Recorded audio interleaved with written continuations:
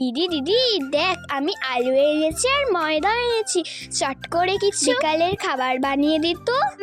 চট করে কি বানানো যায়? চল তাহলে পটেটো ক্যান্ডি বানাই। Potato candy? ঠিক আছে পটেটো ক্যান্ডি বানাতে যেই জিনিসগুলো লাগবে সেগুলো কে নিয়ে আসবে শুনি? কেন আমি নিয়ে আসবো। ঠিক আছে ফটাফট যা তাহলে নিচে থেকে নিয়ে আয়। এই দেখ দিদি, আমি নিয়ে চলেও এসেছি। তোর পুর বানানো রেডি? হ্যাঁ আমার পুর বানানো হয়ে গেছে। আচ্ছা দিদি, পুরের মধ্যে কি কি মিশালি? মিহি করে রাখা আলুটার মধ্যে আমি দিয়েছি কিছুটা পেঁয়াজ আর কিছুটা বাদাম। মশলার মধ্যে অ্যাড করেছি কিছুটা নুন, কিছুটা গুঁড়ো লঙ্কা, শুকনো লঙ্কা ও ম্যাগি মশলা দিয়ে ভালো করে মাখিয়ে নিয়েছি। বনু তুই কড়াইটা চাপা, আমি এক্ষুনি যাচ্ছি। হ্যাঁ আমি চাপিয়েছি। এপিট ওপিট ভেজে নিলেই হয়ে যাবে আমাদের পটেটো ক্যান্ডি। কি মজা পটেটো ক্যান্ডি খাবো। কোথায় গেলি রে? আমার তো পটেটো ক্যান্ডি বানানো হয়ে গেছে।